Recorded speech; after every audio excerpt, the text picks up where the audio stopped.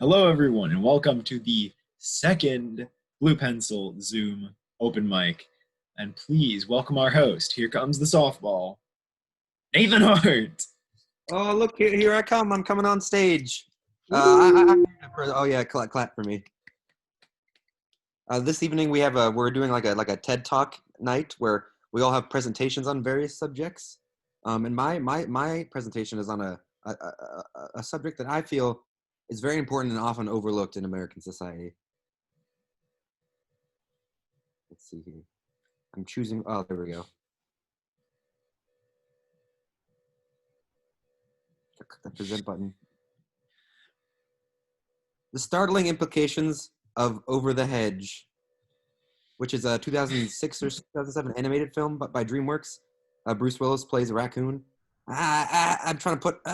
Okay, I was trying to put somewhere where I can see. Never mind. Okay, so Over the Hedge, 2006 animated film. A summary, real quick. So there's a raccoon, voiced by Bruce Willis, who's savvy to the world, and he likes junk food, and he meets a bunch of forest animals that eat like acorns and shit, and he convinces them to go over the hedge to steal human food, and then there's a bunch of fun bits, and they also like almost die a bunch of times. One of them always gets mulched up by a lawnmower. That's that raccoon right there. That's Bruce Willis raccoon. So yeah, it's pretty generic animated fare with animals doing fun things.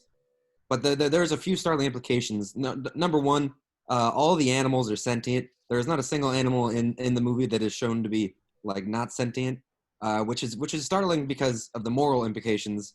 Because this is a world gripped by consumerism, and the whole movie is them like trying not to get fucking murdered by humans. But like, they are conscious beings that have a language and a culture, and but they can't communicate with us, and they can't have rights because they can't communicate with us because we can't understand them, and they just suffer and they die, and the possums play dead all the time even though they're not actually dead, and it's played as a laugh, but it's sad because that's a conscious thing that just died or is fake dead. Let me just walk you through some of the implications of this. So look at this possum. Let's say you're driving down the highway and you see this possum dead on the side of the road. You see, it's sad because that possum was a noted philanthropist and he donated a lot of money to possum charity. And he had a nice possum family that's going to miss him very much. Now you see, you're back on the highway and you see this possum and he's also dead. Now this possum was a possum trafficker, so he will not be missed. Now, moving on to skunks. There's a skunk in the movie named Stella, but the fact that skunks are sentient and conscious beings means that them choosing to spray stink at you is not a reflex or some sort of survival instinct. It is a conscious choice. They choose to shit on you. Also, raccoons. Look, it's well known that raccoons love to steal shit. They got their weird, grubby little hands. But the fact that they are sentient means that we can establish intent to commit a crime in a court of law, which I think raccoons should be prosecuted to the fullest extent in this universe. Stealing human shit all the time with their stupid little hands. Scary thing number two, Hammy the squirrel. Now, he's not scary on his own. It's voiced by Steve Carell. He's very silly. But there's a point at the end of the movie which is extremely, extremely chilling. He drinks. He's hyper. That's his thing. He drinks an energy drink, and it makes him so hyper that the whole world slows down, and he becomes like the Flash with his speed. Now this is a horrifying because who's to say Hammy the squirrel doesn't travel to the Middle East, procure a nuclear bomb, and then detonate it in New York City before anyone can ever stop him because he's moving so fast? There is no national defense apparatus to stop Hammy the squirrel from doing this. He has no reason not to. He has every reason to. Humans have been mean to him his whole life. He has no reason not to nuke New York, and he has the means to do it. Now take a look at this picture of the U.S. military. You want to know what's missing from this picture? Any kind of anti-squirrel weaponry. They got guns. But like a squirrel with a gun. They don't have nets. They don't have any sort of squirrel traps. We are defenseless. We are at the mercy of Hammy the squirrel. He can do literally anything to us, and there's nothing he can do to stop us. So in conclusion, call your congressman. We must strike the first blow against the animal before they strike us first. Thank you. That's my time. Thank you. Thank you, Mr. Hart. Now, we have another next person, Nathan, our host. Oh, yes. Up next, we got Andy. He's gonna present about things. He's not named after the toy, or no, the owner in Toy Story, as far as I know. So here he goes. He's got presentations. I come bearing knowledge about only the most important things. Let me pin you in 1 second. Yep. Okay. Everybody see this? Yep. All right. The world of Pokemon is, on the surface, a wonderful place to be. However, given any thought at all, the ecosystem of Pokemon is an evolutionary hellscape. Basically, every creature is capable of understanding human speech, is at least kind of sentient, and is capable of producing violent explosions on a whim. It's a complete mess. France is covered in fire-breathing pigeons. Plants are sentient. Literally everything is sentient. Oh, a little bit of lag there. A little bit of freeze there. Sorry. Once you come back in. Oh. This is such a Oh, Andy, you're still frozen. We're defining how this world sustains itself. I now present the food scale. These few categories are all that separate us from these two categories are all that separate you from eating a Magikarp. The first score is critical. Is this thing food? Physically, can I eat this? The second, emotionally, can I eat this? And the third, is it tasty? Will this take me on a journey to Flavor Town? Now, the first main group are the decisive non-foods. Fortunately, this eliminates most Pokemon. You got your basic geographical features, basically anything man-made or toxic or literally rocks that you literally physically cannot eat in any possible way without dying. However, you might notice the flavor, it's a little up there. And that's just because sometimes you can't eat them. But like with children with Legos, sometimes humans, you just put things in your mouth and it's all right. The emotional scale, there's nothing there. I really don't know. You can't eat them, so it's literally anybody's guess, the ethical implications. Like, is it ethical to eat a mountain? I don't know. And I certainly don't want to be the person to find out. The next group are the ethically inedible. Technically, yes, you could eat them, but you really shouldn't. First is Mr. Mime. He's technically not a person, but like it's alarmingly similar to one, and I don't want to think about it. And Kadabra, in the lore of Pokemon, Kadabra is literally a human child. That's a person. And I don't mean to be controversial, but I'm not going to eat a human being. That's my hot take. Now, Vanillite may literally be ice cream. Look at him. I can't eat that little guy. I mean, physically, I could eat him, but emotionally, of course not. Bulbasaur. You cannot look at Bulbasaur and tell me you don't see a friend. If you tell me that you look at Bulbasaur and you don't see a friend, you aren't just lying to me. You're lying to yourself. And finally, among the Pokemon that remain, there are a handful that soar beyond the others in how much I want to eat them. These Pokemon are food. You got animals that are basically the same as the ones we have on Earth. I mean, Miltank is literally a cow. Magikarp is a fish. I will eat them both if I get the chance. The rest are basically food already. You gotta eat fruits and vegetables. And while I did say Vanillite should be spared, Vanillux isn't as cute, so I'm fine with eating it. It's had to evolve twice to get here. It's lived a full life. Chomp right into its stupid little faces. And for the Catholics among us, you can even eat God. And these are the Pokemon that they eat.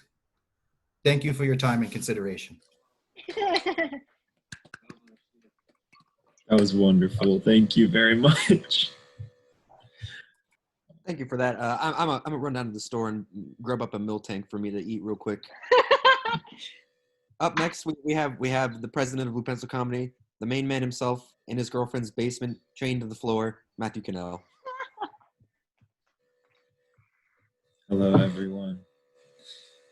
My name is Matthew Cannell, and I am ready for my TED Talk. Let me share this. Boop, boop, boop, boop, boop. Present. Dr. Matthew Cannell explores your wonderful body from the waist up. If you want to go from the waist down, that's the after hours version of this talk. So this is me. I model organs in 3 dimensions. That's my career. I'm also a former marching band president from high school. That's not applicable, but I'm very proud of myself. And you may not see the work that I do with modeling organs, but they're inside every single Bitmoji, completely behind the surface, in 3 dimensions, even though the Bitmoji is only 2-dimensional. But that's what I do. So I'm going to explore the body. Best looking organ, it's the eyes. Like the eyes of George Lopez, comedy icon. Pretty good look. Best looking organ. The best smelling organ is the nose, obviously. These are softballs, but you'll be very happy about these later because these are the best jokes that I will be telling.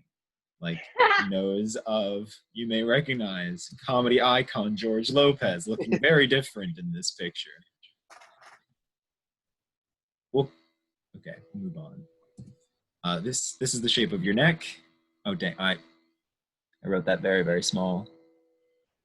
This is the shape of your neck now. Oh, that's just my neck, I suppose, but that's. This is fingernail growth in real time. If I click faster, it's still in real time. You wonder how many slides there are? It's just 1. It was a ruse. I've been hitting shift this whole time. All right, so I suppose we've digressed enough. It's time for my main question of study within this framework of exploring your wonderful body from the waist up. And that is, does it bounce?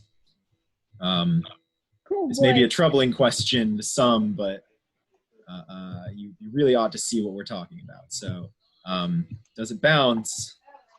Brain? Does it bounce? No, it's very much like tofu, very soft and squishy. It does not bounce. Lungs? Lungs are hollow, full of air, like a ball. But unlike a ball, they're very much like a hollow chicken breast. So, no, lungs does not bounce. Kidney? Imagine a cooked kidney bean. Does not bounce. Bones? Bones is hard. Imagine an uncooked penne. It bounces, but very quickly spins too much, so it does not, acquire the vertical motion of the bounce. Eyes? No. Melon balls. Does not bounce. There's only one body part that does bounce, and it's teeth. Don't think about it. Moving on. Now, palm. I was gonna do a palm reading joke. I don't think that's gonna be needed. You have 2. Look at them. Look at them closely. Look at them. They look different. Why? My theory? 2 fortunes. Best tasting organ? Tongue. We've been through this before, and again, this is the tongue of comedy icon George Lopez. Tongue facts? Uninteresting and gross. We don't need to know any tongue facts. Belly button. Maximum capacity? Oh boy. 1, 2, 2.5 honey roasted peanuts. God. How long were those in there? I'll ask later. They've been in there since you started. Now, I suppose that's for outie belly buttons. Any belly buttons, maximum capacity 0. Suck it. Now, we've learned a lot about our bodies today. And ultimately, all these body parts come together to form something amazing. And then if you can emulate something like the appearance of motion, even in like a little cartoon, it's really something beautiful. And honestly, I think it's a great image on which to leave this talk. So I made a little animation, I guess you could call it, set to music, and it's beautiful. It shows how the body can move. Oh shit! This was supposed to be from the waist up. Oh, thank you. Any questions? Thank you. Round of applause for Dr. Matthew Cannell and his exploration of my body from the waist up. Your body, Nathan. My body specifically. It was about me. I live in George Lopez's skin. It's your body from the neck up today, Nathan, because that's all that we can see of you. As far as you know, I'm just. This is all that exists. This is all. I'm just shoulder. I'm all shoulders. That's all of us. Welcome, Emily. Nathan, you want to give us an outro? Thank you all for coming to Blue Pencil Comedy today. If you're watching on YouTube, thanks for watching YouTube. Or you can click to the end to see how long it is. Either way, thanks for coming. That concludes our TED Talk. We've all learned something, enriched our minds a little bit, and snacked upon the milk tank of the mind, which is TED Talks. Thank you, and everyone have a good night. Thank you. Goodbye. Woo!